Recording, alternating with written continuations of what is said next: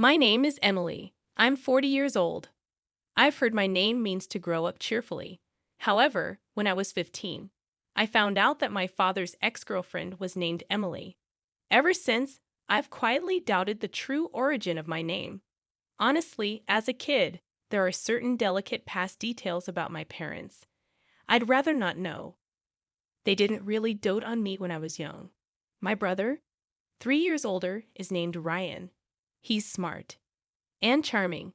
Both parents always wanted a boy. Ryan, as their first child, was loved immensely. Our grandparents believed the first child must be a boy, an old-fashioned thought. My mother gave birth to a boy, despite immense pressure. With this background, my parents love Ryan more than anyone else. What about me? I always got hand-me-down clothes from Ryan. Even New Year's money had a clear disparity. Relatives always invited Ryan. Instead of being told to be patient because you're elder, I was told to support the boys. A puzzling way to instill laddie-like behavior. I believe I was raised with a lot of discrimination. It felt like I was always many steps behind. My redeeming feature has always been my carefree nature. My parents said, "You never think about anything." If I thought too much, I might have become dark and resentful towards Ryan. Ryan is Ryan, and I am me. Our family is a bit strange, but that's okay. I decided to accept our family and didn't care about my parents' attitude. No matter the difference in treatment, I am thankful to my parents for raising me. Ren, as we were kids, is still my sibling. Deep down, I couldn't truly hate them. However, that sentiment wavered after a particular incident when I was in my late 20s. My father retired. Both he and my mother, a homemaker, lived on their pension. Shortly after, my mother had a fall, leading to paralysis in her legs. She had to be cared for.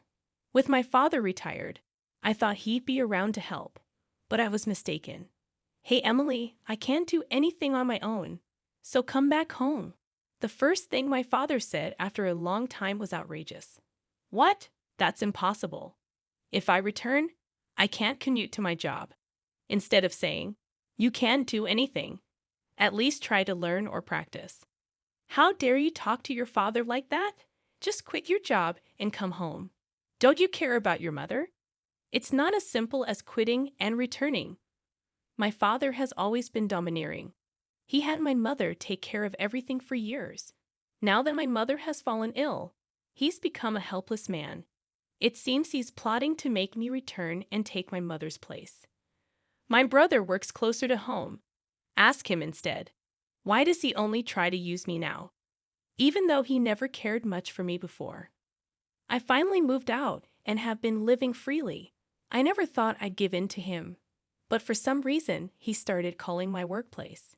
Because of this, I couldn't concentrate on my job, and my colleagues and boss started to look at me oddly.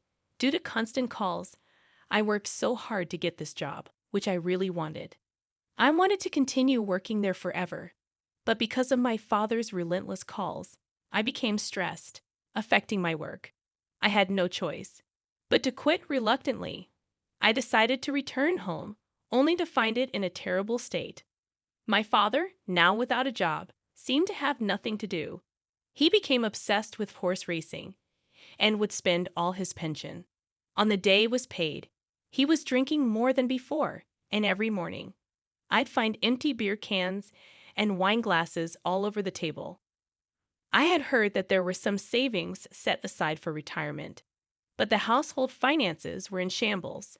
No wonder when I suggested hiring a professional caregiver, my father hesitated. The utility bills were overdue and were paid only when the pension came in. It's a paycheck-to-paycheck situation. At this rate, even when the pension comes in, it'll be gone in no time. I had to use my savings to stabilize our lives initially and then renovate the house to make it wheelchair accessible for my mother. Later, I found a job near home, left my mother in a daytime care service, and dedicated about $2,000 a month to care and living expenses. My savings, which I started accumulating since my first job, seemed to be running out. Despite working, expenses kept mounting. Meanwhile, my father neither worked nor took responsibility, constantly depending on me financially and in my daily life. In a harsh sense, I felt completely leeched on between household chores in the morning, work in the daytime, and caregiving at night. I felt I was reaching my limit. Ideally, I wanted to place my mother in a nursing facility and leave my deadbeat dad to fend for himself. This would mean all the money currently being spent on my father could be saved or used for my own expenses. However, my father vehemently opposed sending my mother to a facility, and she herself seemed to rely only on me, saying, "Why should I go to a facility when you're taking care of me?" I consulted my brother, but as expected, he was indifferent. It was clear that I was the one who had to make sacrifices. And so, I found myself trapped in what felt like a prison called home. 3 years after starting this hellish cohabitation, my brother suddenly contacted me, saying, "My girlfriend is pregnant, so we got married." He then visited with his wife, whom I'd never even met before. Wow, I was looking forward to meeting Ryan's sister, because of the way you talked about her. But she doesn't look anything like you. She's not cute at all. As soon as she sees me, Ryan's wife, Paisley, starts laughing. Needless to say, I felt a strong aversion to her sheer rudeness. Despite it being her first visit, she walks around our home as if she owns the place. She even enters my room without permission, uses my makeup, and then says, "I like this. I'll take it." She even rummages through the cabinet where my mother's jewelry is kept and asks, "How much can you sell 18-karat gold for nowadays?" She seems a little dangerous. She is definitely not a good woman, even though they're married. I think it would be better if they split up. But both my father and mother are only concerned about wanting a grandchild, to the point where they seem clueless. And I can't help but envy them a little. The thought of being related to this woman scared me a bit. My bad. Premonition came true on that very day. But I'm so nervous about raising a child for the first time. I wish someone could help me. Paisley says it sweetly, twirling her hair. "Then you should live here," said my dad, who had been staring at Paisley's chest the whole time, suggesting this with an lecherous look. "Really? Are you sure?" Of course, as my parents, brother, and wife are getting excited about living together, I couldn't help but ask, "What will we do about the lack of rooms?" "You can move out." "What?" My father's words astounded me. "That's a good idea. You should hurry up and leave. Can you move out soon?" It might sound self-praising, but I believe I've been very dutiful to my parents, yet they're so quick to turn their backs on me. Hold on, I can't just be thrown out like this. I've been paying for Mom's caregiving, and I don't even have the money to move. What about Mom's care? "I'll give you the money for caregiving or whatever. Thanks to working at a major company, not some small local business like you, I'm not struggling for money." "All right, Emily, go to your room and pack up your things. Move out by today." He patted me on the back as if to usher me toward my room. He looked pleased, as if he had found a quality new host to leech off. "Move out by today," he says, "but it's snowing outside. I don't have any money. Where am I supposed to live from now on? Why? This doesn't make sense, does it?" Without thinking, I voiced my true feelings. "This isn't a joke. You're so naive, Emily. Listen, I won't say it twice. We're moving in because I'm having a child. The Aiden should leave." Taking aback, I instinctively looked at my parents, even at my mother, whom I had desperately cared for all these years. I wanted to be with my grandson. "Just accept it," she said, smiling as if guiding me to acceptance. Saying so, he hastily packed up my room's belongings into a bag. "At least wait a few days, until I find a place to live." But they forcibly dragged me by the arm and threw me out of the house. No matter how many times I rang the doorbell, they ignored me. Tossed around by my parents and finally by my brother, my life isn't their toy. Even when I was treated coldly as a child, I always smiled. It was my self-defense. But both my parents and brother misunderstood, thinking I could handle anything. "This isn't a joke. Don't mess with me," Crying, I left my family home and wandered the streets aimlessly. Finally, I found a cab and sought refuge in an internet cafe. When I contacted a friend living in town, she miraculously offered to let me stay for a while. True friends are indeed priceless. With her support, I managed to save enough to live alone again. I haven't saved enough to leave town, but I don't want any more tease with my family. I decided to leave the state once I saved more. But one day, my father and brother came to see me. They had apparently found my address in some official records. May I help you? I intentionally used formal language as if they were strangers. In response, both of them kneeled down in front of me.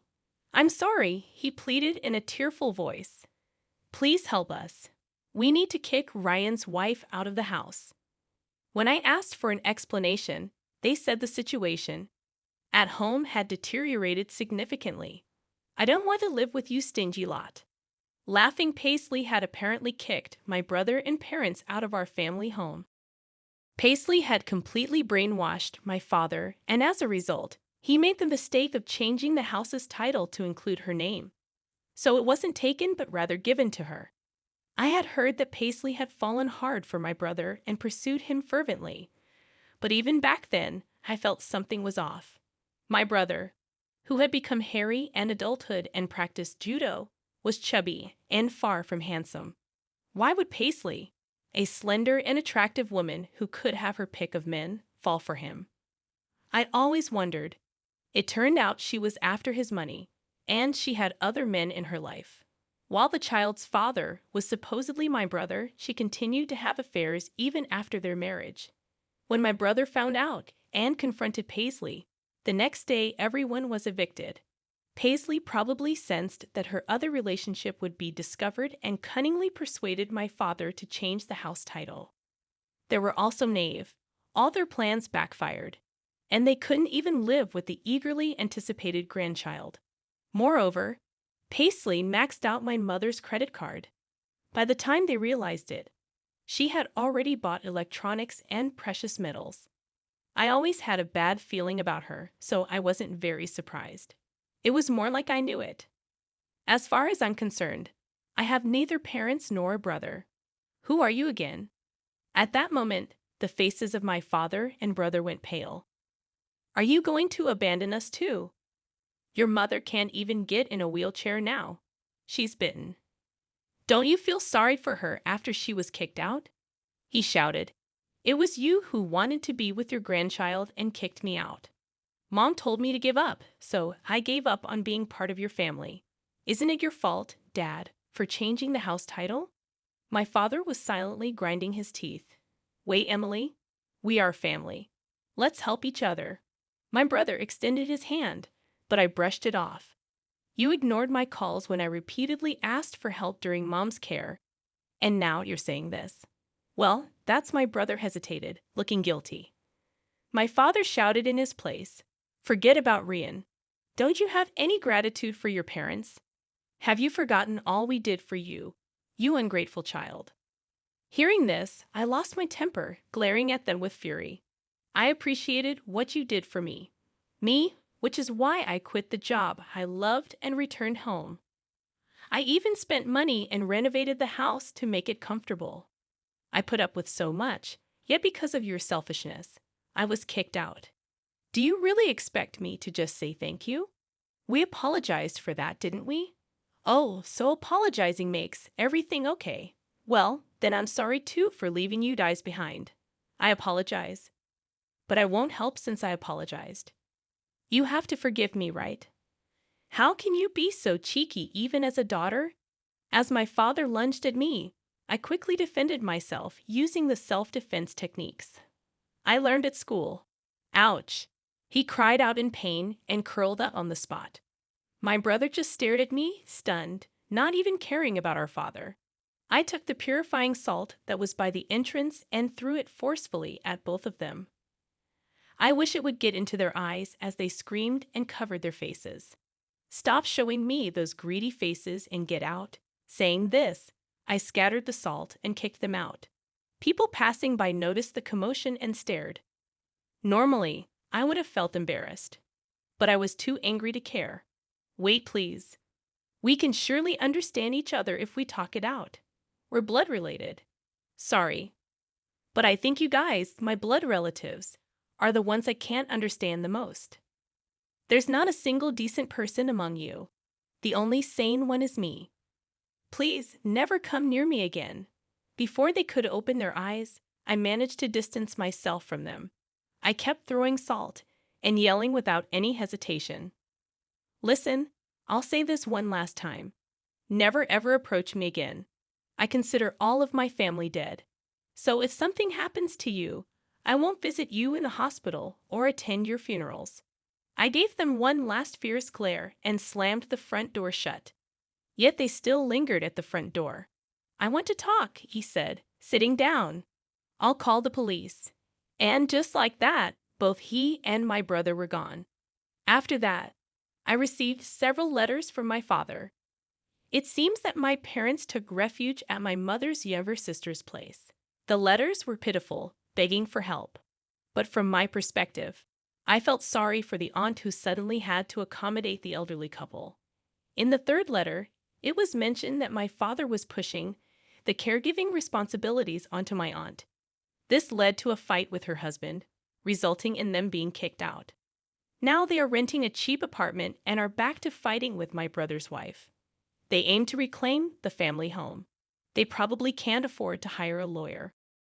Considering they changed the property title themselves, they probably don't stand a chance. My brother, still separated but not divorced from his wife, had an affair. He became the cheating husband. The woman he was involved with is a friend of his wife's. It seems like a trap, but there's no evidence. Consequently, the divorce discussions are at a standstill. My brother claims his wife's affair ruined the family and is demanding compensation. His wife argues that there's no evidence I cheated while raising our child, but my husband did.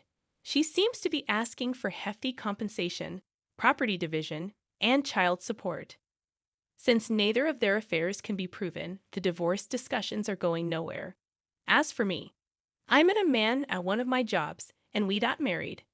It was a workplace romance, so we were wary of being seen dating in public. Instead, we rented apartments near each other.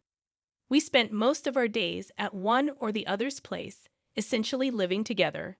Then one day, oh, this actress is getting married. Should we? That casual proposal, as if we were just heading to a convenience store, remains a fond memory. We're both down to earth, not into grand gestures. I'm glad he didn't attempt a big surprise. Given that I'm not the type to react much, it might have felt awkward for him. But life is full of surprises. 2 years after getting married, I found out I was pregnant with triplets. Having had no experience with kids, even those lacking siblings, it was overwhelming. Taking care of one would be hard enough, let alone 3. But with ample support from my husband and his family, we've been managing 1 boy and 2 girls. When I found out, I was determined to love them all equally. However, when I looked at them, such determination was unnecessary. They're all adorable, and it's impossible not to give them mine all. The only challenge is when they all want to hold my hand at the same time. I've turned it into a game. We'll switch after 100 steps. However, kids are fickle. Suddenly, they'd say, I want to hold hands with Daddy today. To the children, it seems both their mom and dad love them equally, which is a joy. I hope to continue building a family where everyone, true to my name, shines brightly in happiness.